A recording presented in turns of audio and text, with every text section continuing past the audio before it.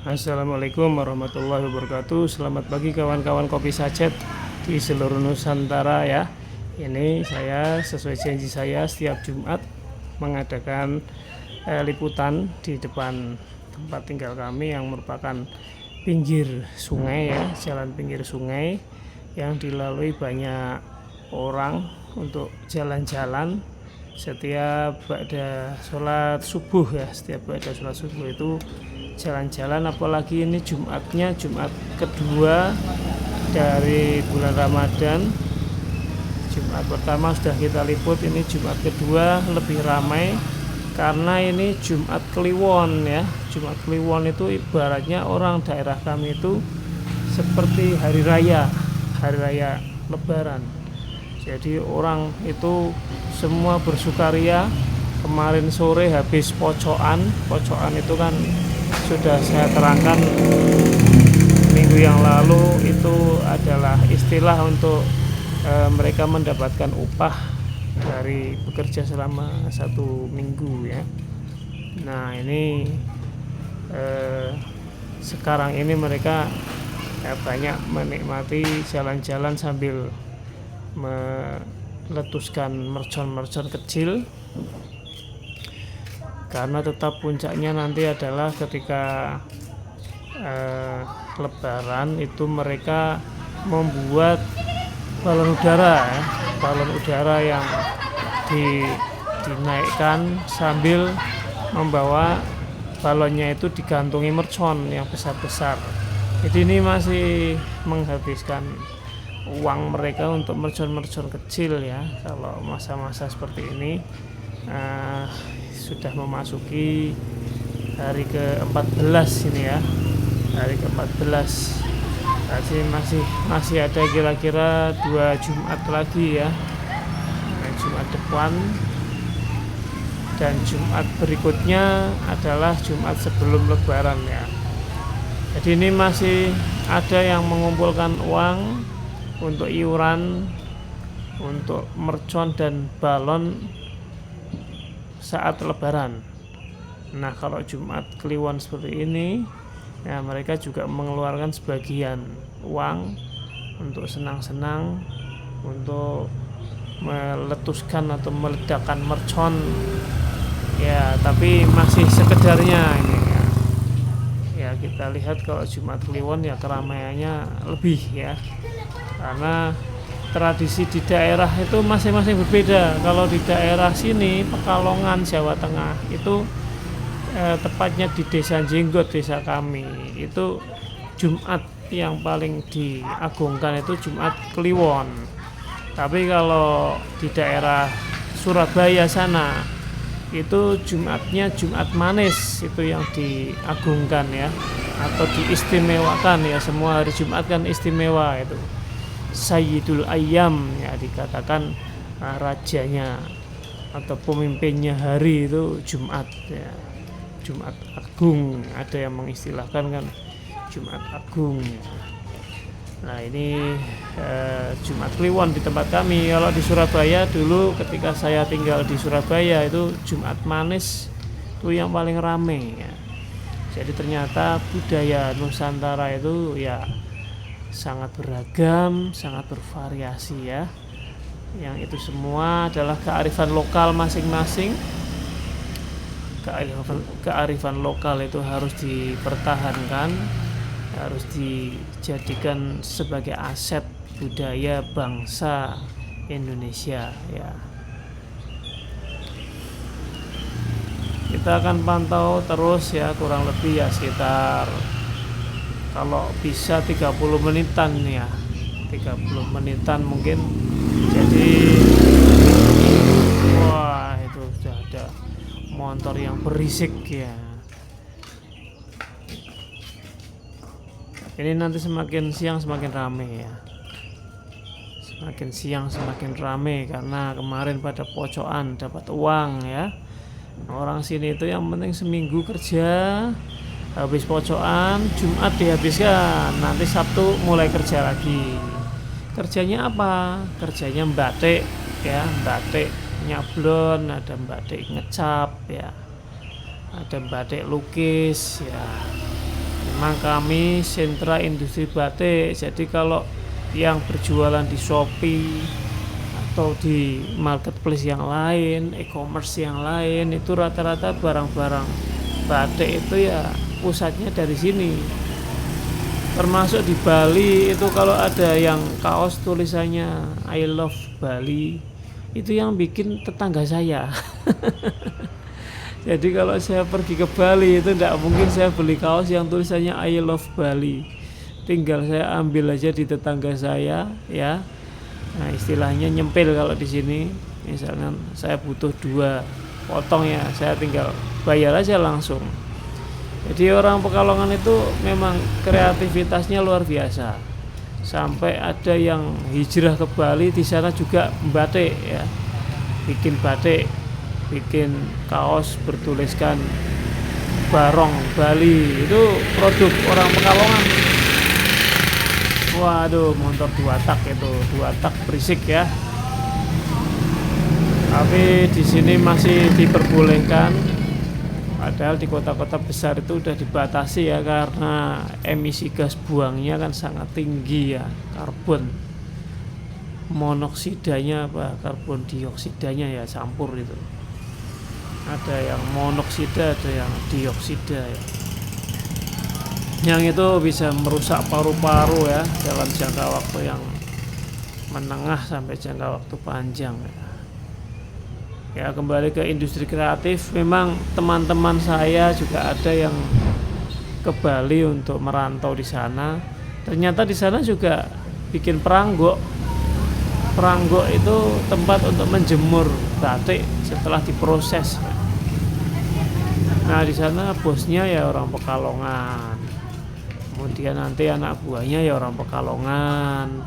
Tapi yang jual nanti orang sana, juga ada orang dari mana-mana ya.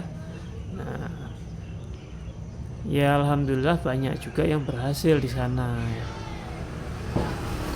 Karena Bali kan itu daerah yang sangat istimewa.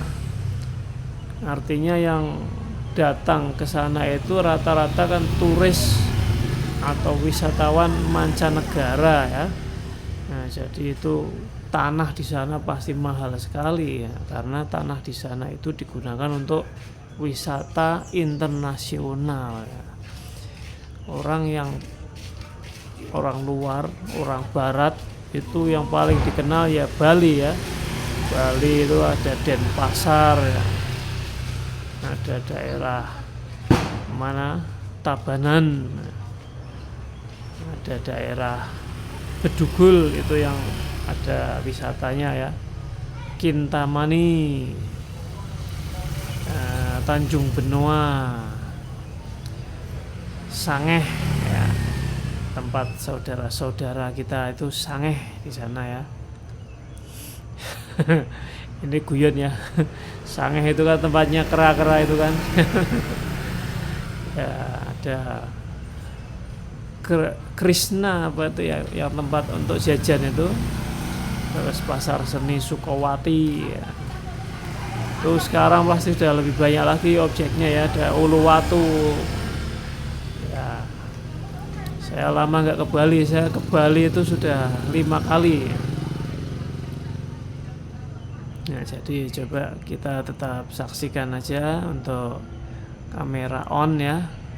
Nah, saya seperti penyiar radio atau reporter dari televisi Kopi Saset TV. Kopi Saset TV. Kita geser sedikit yuk, kita geser angle-nya sedikit ya. Maaf ada getaran. Iya.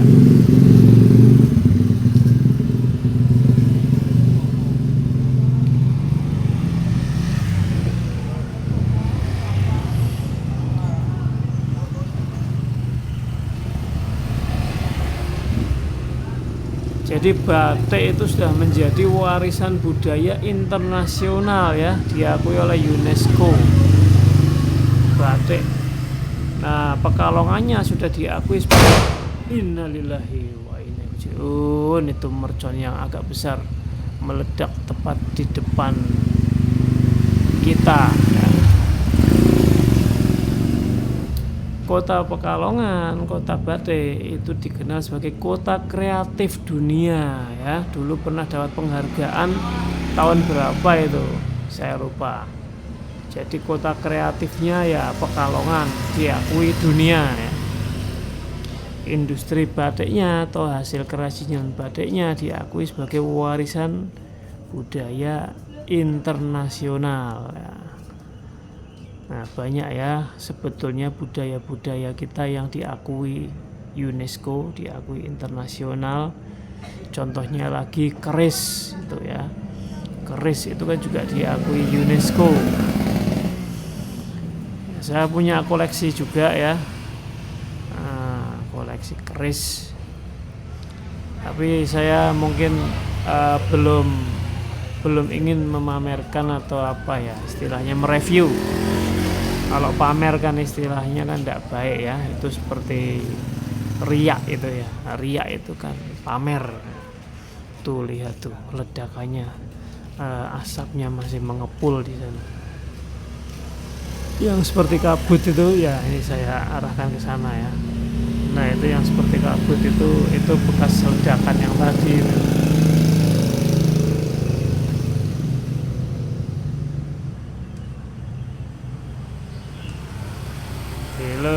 Kilo Pak Sopir ya.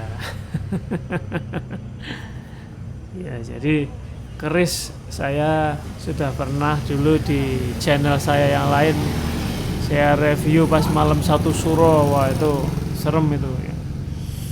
Tapi ini di channel ini saya belum ada keinginan untuk memperlihatkan itu, kecuali pernah saya upload sekali itu ketika anak saya yang laki-laki, anak mbarep saya itu tilam, istilahnya tilam itu agar keris bisa berdiri sendiri, itu istilahnya tilam ya.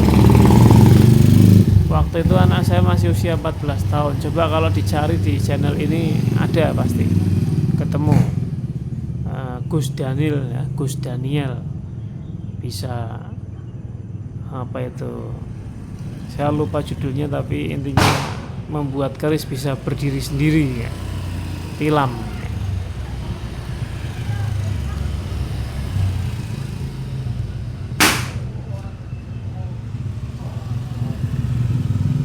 Jadi keris itu juga luar biasa ya, itu para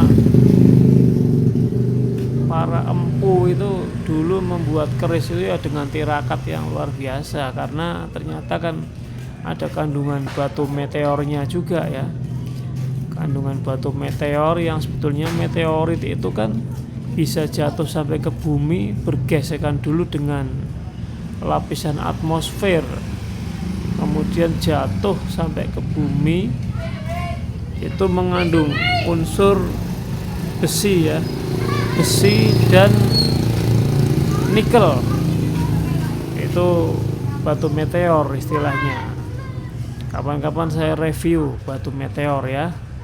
Jadi kalau malam-malam ada cahaya berkilat seperti bintang jatuh, trolop kayak bintang jatuh, itu sebetulnya meteor, itu meteor yang jatuh ke bumi. Tapi biasanya kan tidak besar ya, tidak besar karena sudah terjadi gesekan dengan atmosfer, lapisan atmosfer. Nah sampai akhirnya jatuh ke bumi. Nah itu ya, kami menyimpan sedikit, telah ada batu meteor ya, ada yang kami buat cincin juga. Itu biasanya ada kandungan ferrumnya atau besi, sehingga magnet itu mau nempel ya. Kalau dites pakai magnet nempel. Tapi beda dengan badar besi ya. Kalau badar besi itu ya memang batu, bukan batu meteor, tapi memang batu yang mengandung unsur ferrum, ada unsur batu, unsur besi di situ. Ya, kandungan mineralnya juga berbeda ya.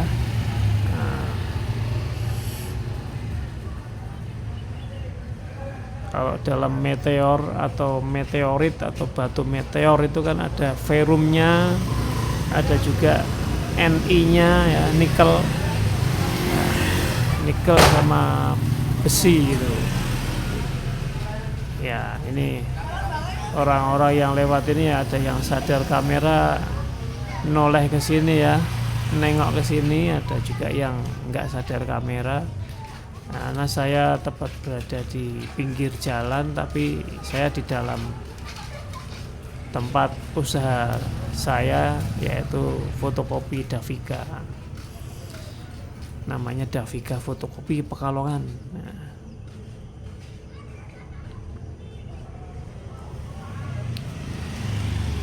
ya meskipun sudah agak useless, usaha fotokopian kan sudah agak useless ya, tidak begitu terpakai, sudah berkurang banyak karena sekarang juga saatnya anak sekolah itu masih pada ujian sekolah.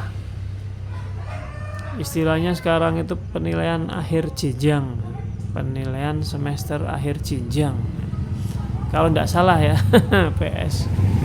PSAJ. Nah, itu beberapa sekolah itu sudah menggunakan aplikasi, sudah pakai gadget, jadi less paper ya, sudah nggak butuh paper, nggak butuh kertas. Akhirnya ya fotokopian ya nggak seperti dulu, zamannya pakai kertas kan, nyetak soalnya kan di sini ya, ada yang di tempat kami nyetak soal, lembar jawab. Tapi sekarang sudah berkurang karena ada digitalisasi ya, itu namanya era perkembangan zaman ya. Makanya saya juga ngopeni aset digital ini ya, memelihara, memakmurkan aset digital saya berupa channel YouTube Kopi Saset Channel ini. Ini penyumbang devisa juga ini, karena bayarannya pakai dolar ya. Nah, dibayar pakai dolar, kemudian ditarik dalam bentuk rupiah kan, tapi bayarannya dari YouTube-nya kan dolar. Makanya kalau banyak YouTuber sukses itu bagus itu, asalkan bayar pajak. Nah, pajaknya tolong jangan dikorupsi. Ini sekarang Pak Prabowo ini luar biasa ya, dengan pasukannya gencar sekali dalam menindak, dalam menangkap para koruptor. Bahkan ini yang saya dengar terakhir, koruptor akan dihukum mati, akan ditembak mati. Ini banyak yang spot jantung ini, banyak pejabat yang serangan jantung. Bahkan ada salah satu calon gubernur yang nggak jadi itu, ini udah dinyatakan terlibat korupsi ya. Tapi belum jelas, jadi saya tidak berani nyebut nama dong ya, namanya dengar berita ya. Yang jelas kan kalau yang BUMN kan sudah ada jelas di berita, itu kan Pertamina ya, sudah kasus Pertamax itu ada 9 atau berapa orang itu yang sudah ditangkap ya, pejabat-pejabatnya. Seperti dirutnya ya, dirutnya sudah, dan anak buahnya, antek-anteknya, sama ada pihak dari swastanya atau asingnya ya. Nah, kemudian ada lagi ini yang masih baru lagi, minyak ya, minyak kita yang merupakan minyak bantuan itu ya, yang berat atau netonya itu dikurangi ya, yang harusnya 1 liter ada yang jadi 0,7, ada yang jadi 0,9 ya. Nggak tahu sih kenapa ya, kok Indonesia ini kok ternyata kok budaya korupsinya kok sangat tinggi. Apakah salah di ranah pendidikan apa ya? Maksudnya gini, orang-orang yang sudah jadi pejabat itu orang-orang pintar. Orang-orang yang sudah jadi pejabat itu pasti ijazahnya kan tinggi, sarjana ya. Sarjana pun kan berjenjang, ada yang S1, S2 sampai doktor, S3 ya. Tapi kenapa angka angka korupsi masih sangat tinggi? Itu pertanyaan itu yang harus dijawab oleh orang-orang yang bergerak di bidang pendidikan. Apakah memang wah itu mercon, apakah memang dari produk pendidikan itu mencetak para pejabat yang korup? Lah itu ya mohon maaf, ini analisa orang biasa, orang awam seperti saya ya. Orang yang awam, orang yang pendidikan rendah tidak mungkin jadi pejabat, itu satu. Nah, yang bisa jadi pejabat itu orang yang berpendidikan tinggi. Sekarang lurah saja kan harus minimal apa? Minimal SMA ya, lurah ya. Apa sekarang sudah sarjana malah. Ya, DPR minimal sarjana kan. Apalagi yang masuk ke kementerian-kementerian ya, BUMN dan lain sebagainya itu pasti kan pendidikannya tinggi, bahkan ada yang sampai S2-nya di luar negeri ya. Yang kasus Pertamak itu kan ada yang disayangkan, itu udah lulusan S1-nya di ITB, S2-nya di mana itu, Norwegia atau di mana ya, saya enggak hafal. Pokoknya di luar negeri. Itu ahli sekali di bidang petroleum ya, perminyakan. Tapi ikut-ikutan terjerat kasus tersebut ya.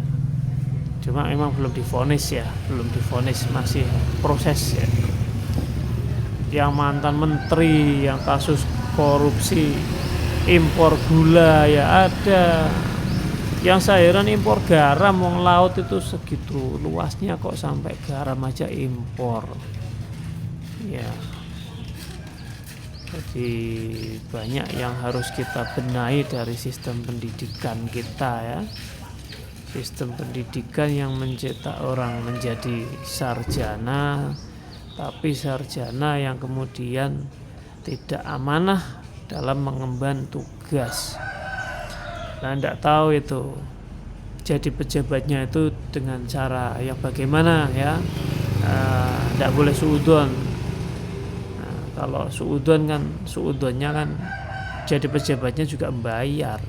Itu kalau suudon, tapi kita jangan suudon lah. Berbaik sangka aja. Karena prestasi itu aja.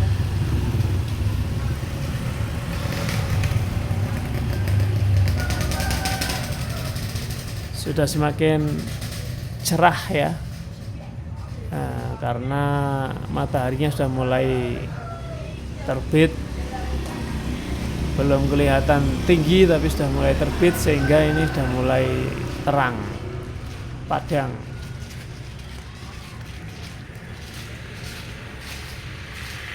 Wah, jadi YouTuber juga ternyata ya kayak gini ya, harus bisa mengabaikan perasaan malu dilihatin orang. Ya. Karena ini masih pakai media yang konvensional ya, pakai HP-nya juga Android ya. Kemudian pakai tripod ya, saya pasang di pinggir jalan kayak gini, sayanya ngomong di sini. Ya. Ini nggak pakai mikrofon ini, tapi ya mudah-mudahan suaranya bagus. Soalnya biasanya kan saya pakai mikrofon, sayanya nggak kelihatan. Nah, kali ini karena buru-buru ya saya harus langsung full body contact dengan mereka ya. Mereka melihat saya melihat mereka melalui kamera.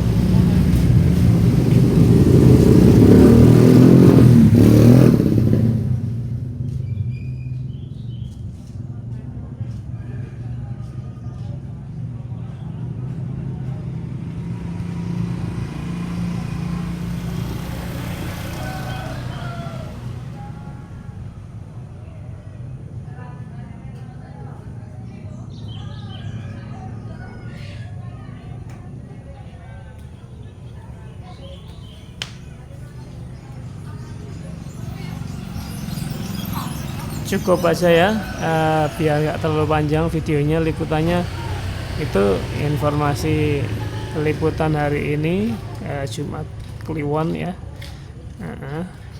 Kita sudah lihat banyak orang berbahagia, berbondong-bondong jalan-jalan ya, tapi mereka nggak bisa jajan soalnya kan puasa. Cuma duitnya ya kalau yang naik motor itu berarti untuk pergi ke tempat wisata, itu biasanya ke daerah pegunungan atau ke daerah pantai ya. Saya kira cukup sekian, mohon maaf atas segala kekurangan. Saya akhiri.